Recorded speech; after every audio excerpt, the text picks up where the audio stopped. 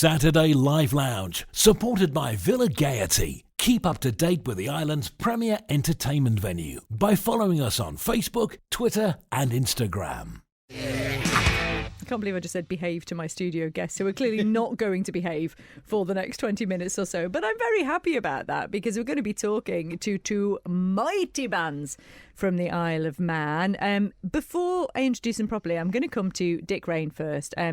I mean, you're in so many bands anyway, Dick. I mean, this could be anything, quite frankly, to be fair. It could be any one of a number of bands. Yeah. How many bands are you in now? 4. 4. DCAC, Pigs on the Wing, Lost Dogs and Ed Force One. And so big mix of genres there. All sorts of heavy, good sort of heavy mix. They're all rock stuff, yeah. Yeah, and you came to me and said, can we have a chat about a gig that's coming up? Now, this is a very special gig because this is almost like a reenactment, isn't it? It is, yeah. I was talking to a friend of mine, Brian Callow, not long ago, because I was telling him I was wanting to put a heavy metal, proper heavy metal gig on in TT Week at the Villa. And Brian was dead interested in it, and he said, why don't you do something in between Christmas and New Year? And I said, well, I don't know.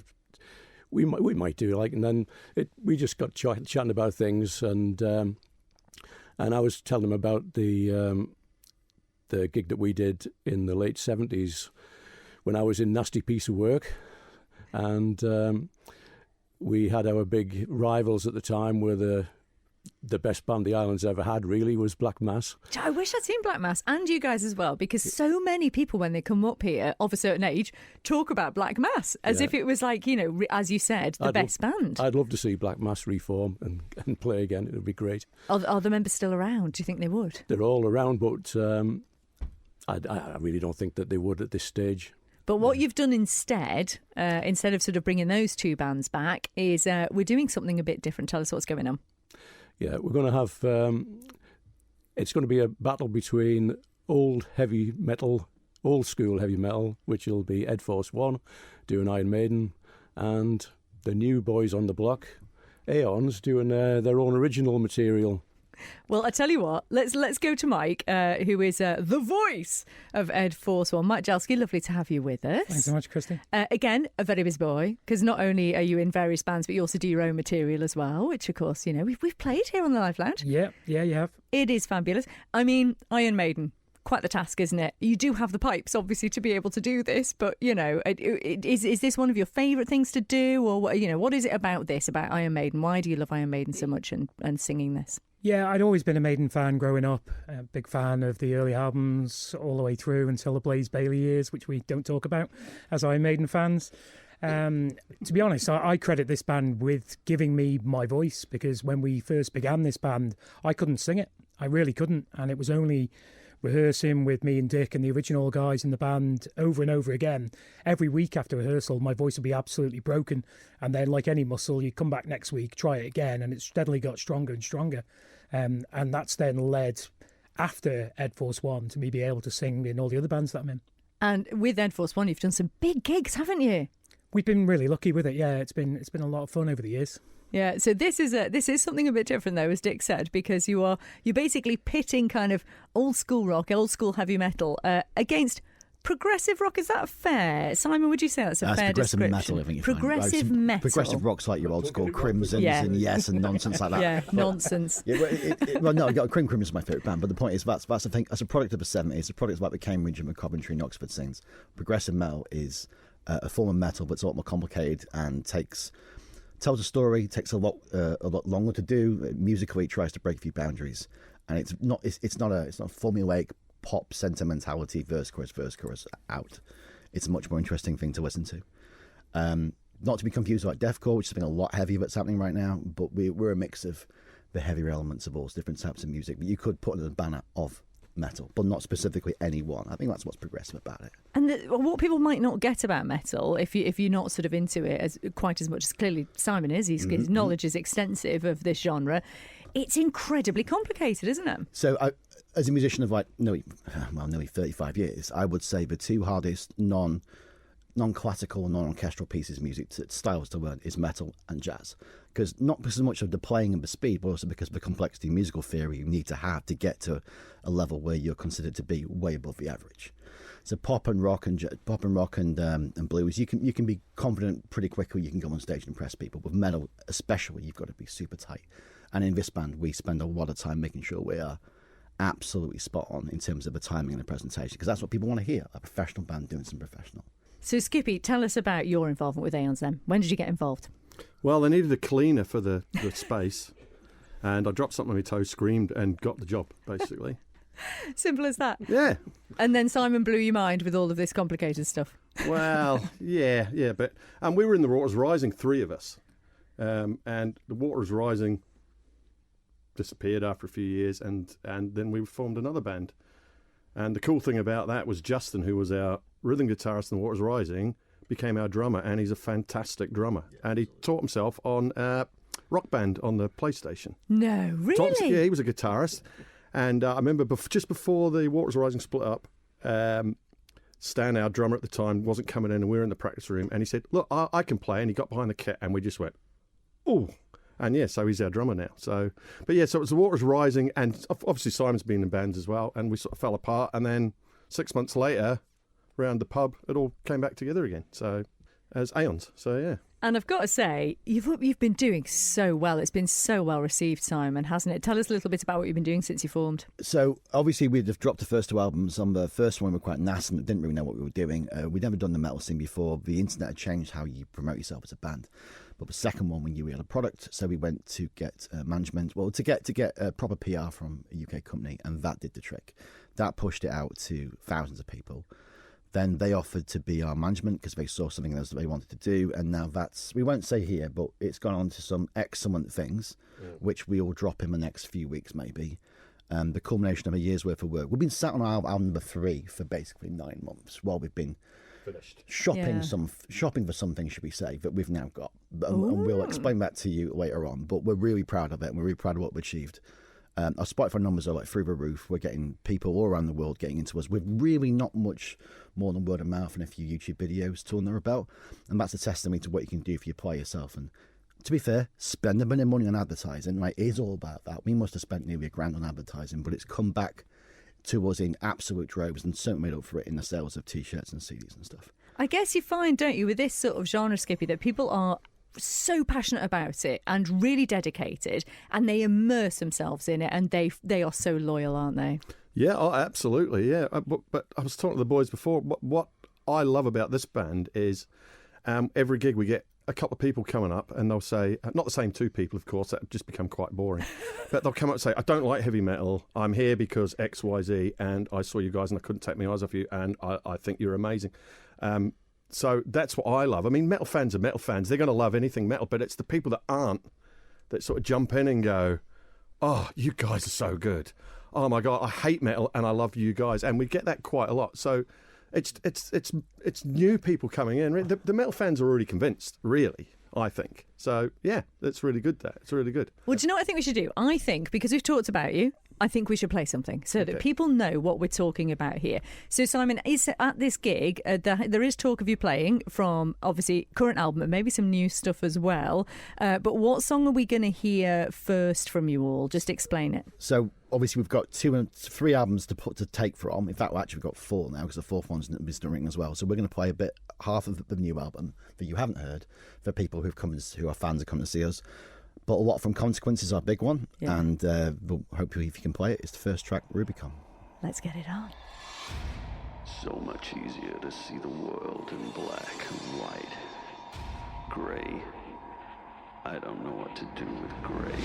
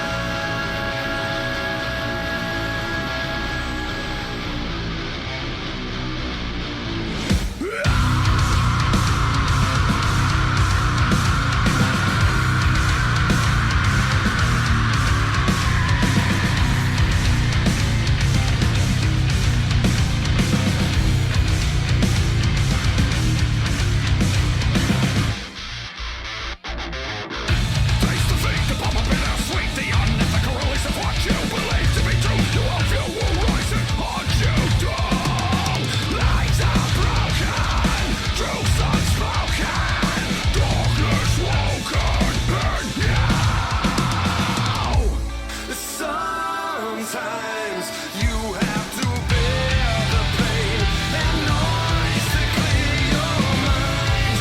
Open your eyes and you'll find something beautiful will come to you in time. Sometimes you have to bear the pain and noise to clear your mind. Open your eyes and you'll find something beautiful will come to you in time.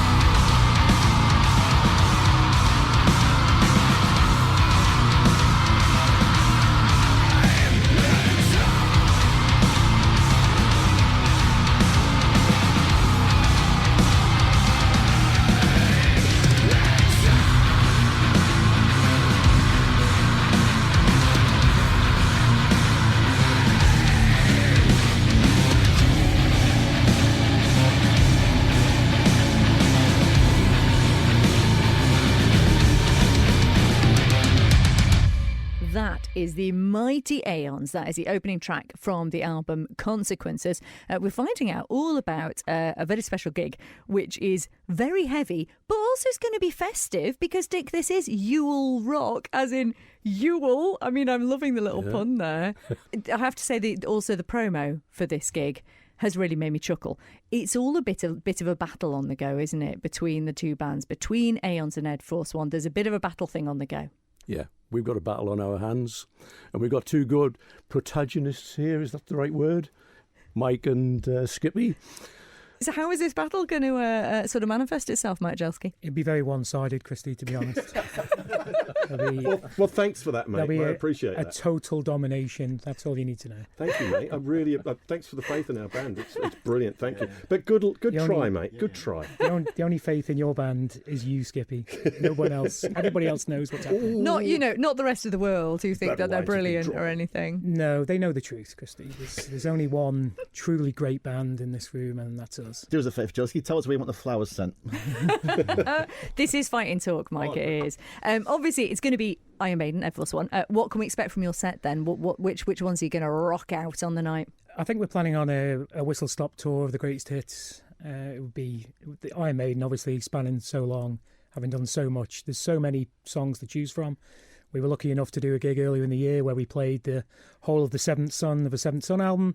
It's the 35th anniversary of that album. So I think for this gig, we're planning just to really go through all the big hits, a lot of Number of the Beast, probably pick a few songs off the albums as we go through, just all the big hits everybody knows. How do you decide what you're going to do for each gig? I message out to the other boys and say, what does anyone want to play? And then I pick them.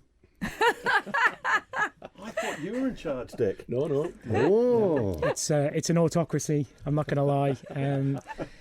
I basically just pick what I want to play, and everybody else jump and we say, how high, Michael? It's the same way for the last 10 years. I love how he's rocking out the big words with all the syllables because he's in his suit today. Yeah, I like to dress up to come and see you, Christine. He does. He looks terribly smart. This is going to be such a fun night. It really is. 29th of December. Are you going to be making it festive, Skippy, at all? Is it I going to might be... put on a Santa hat. Yeah? Bit of maybe some tinsel wrapped around your neck a little bit, yeah. Well, there's certainly be some earrings. tinsel around Jelski's neck. I can tell you that. To be honest, we're all mates, and we're just going to go out and we're going to try and put on a really good show. I mean, I'm really looking forward to watching Ed Force One. I've seen them loads of times, and apart from Mike, they're really good. Really superb musicians, and a sort of lackadaisical singer that stood at the front, really not doing much. True. This is like Handbags at Dawn, isn't it? I obviously left Ed Force for a short time, and they did audition. Came in. They did audition skip, and not long after that, they disbanded as a band. But thankfully, I decided to come back, and hence we're back rocking it now.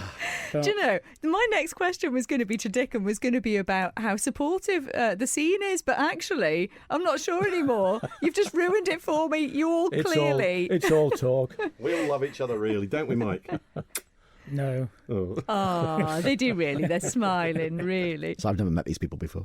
Just disassociate yourself. It's all right. Well, it'll come to you, Simon, because the scene, you've been on the scene, obviously, for many years. We were talking before about the fact that, we've known each other for a very, very, very long time, all through Carrascure and all those kind of days, all the different groups you've been in. What do you think about the scene at the moment? How is it? Is it thriving for metal? So there's a sinusoidal kind of thing of the scene, isn't it? Where you get a venue where everybody goes to, that venue dies, and then you say, oh, what do we do next? And then another one turns up.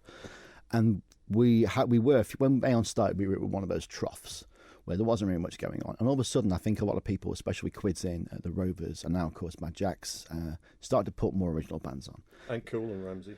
Cool and Ramsey, sorry, I was only speaking about Douglas. Yes, of course, Cool and Ramsey, thank you. But it's more about like the venue is allowing original bands to go on and to a degree be terrible, right? Sometimes we're not going to appeal to the crowd that we got in the pub, but the people to take a risk on those bands, because original bands don't get good unless they play to audiences. Mm-hmm. So if you've got, especially Andy from Quids, taking a lot of younger bands and putting them through the ringer of a live, often disruptive, very loud audience, who have been absolutely welcoming to people. And that's what you want. You don't want them to be, oh, you're great all the time, but you want them to learn their craft on stage. And I think we're in one of the much better peaks we have been since probably Earl and the Traff days. I'm sure you remember that. Yeah, right? very much so. Yeah. The Corner House for me. Yeah, I was going to say we had the Corner House and the Traff at the same time. Well, and the Corner House was like the second peak, wasn't it? There Yeah. was the trough where Earl had the Douglas, and then some that moved there, but it wasn't much. And then a lot of bands who were big in the Traff disappeared from the scene. Yeah. And it's that second wave that came on, including Norm, wasn't it? With you, Skippy, and other bands, and Red Letter Day. On a Friday, and that kind of On a Friday were those great. kind of bands, And then there's also some girls doing some interesting stuff. Is it Malaki or Maraki? What were they called? Malacca. They were really good. They were from the Traff days. Twisted Angels, obviously, as well. It does feel like we're getting back to that a little bit now, because there is so much variety on the scene at the minute, isn't there? So much on the go. It's because I think everybody can make music at home on their computers now, and they've got access to the tools and facilities to make whatever genre they want to make. Yeah. Which means people like us can demo stuff that would have been considered finished albums in quality like a few years ago. And it means anybody who's at home and has got a very simple keyboard and a very simple computer can make good music and hone their skills. That's what you want. Because Isle of Man's, I think, has got the best per capita of musicians than anywhere I've been. I've travelled a lot around the world, and we don't get live music like you do here in the Isle of Man. And we should be proud of that. Like this is an Absolutely. example of that. With two, let's face it, extreme bands playing together. Hopefully bring a nice crowd to have a good time, right? It will be a good time. And you're a producer yourself, so you've had bands come to you as well. Does it sometimes, on that front, does it get a little bit frustrating sometimes when you think, oh, I wish that more people could hear this band, but they just won't sort of get off the Isle of Man and go do things further afield? I think since Consequences, I've learned more of my craft about management and PR, and everybody comes to me, I'm trying to push them down those same rules. The same things I've learned, if it's free to pass on and be part of the scene, the best way you can do it is to gift the knowledge, right? That's more valuable than anything else you can give them. So if anyone wants to talk to me when they're here about whatever they've got, if you come at the gig, I'll be around. I'll talk to you about anything, PR presentation, going to the UK, because if you don't do anything, you won't get anywhere. If the scene's too saturated, you have to don't stand out, and that's not because how good you are, it's how well known you are. That's true. See, there's the support I'm talking about. You see, Simon's there for you. If you want to ask his advice, get down to this gig. It's going to be brilliant anyway. So it is Ed Force One versus Aeons. So you've got some Iron Maiden, you've got some progressive metal, not progressive rock, progressive metal. This is going to be massive. This is going to be huge. It's not going to be the only one, is it, Dickie? You're going to do something similar again, maybe. But don't leave it like another 30 years. No. No, we've got something planned, which is at very early stages in TT, and we haven't got a date for it yet because the Villa have kind of got a few things, irons in the fire. All local original bands, Aeons being one of them. We're looking forward to it. And I hope it's a success. But the thing I want to do is to. I've played the Villa loads of times, more times than I can count really, and I've just been fortunate enough being in some really good tribute bands, Pigs on the Wing and DCAC. I've played 20 or 25 times between them at the Villa in the Royal Hall, and I thought guys like the Aeons and everything, who are absolutely brilliant, just won't get the opportunity to do that.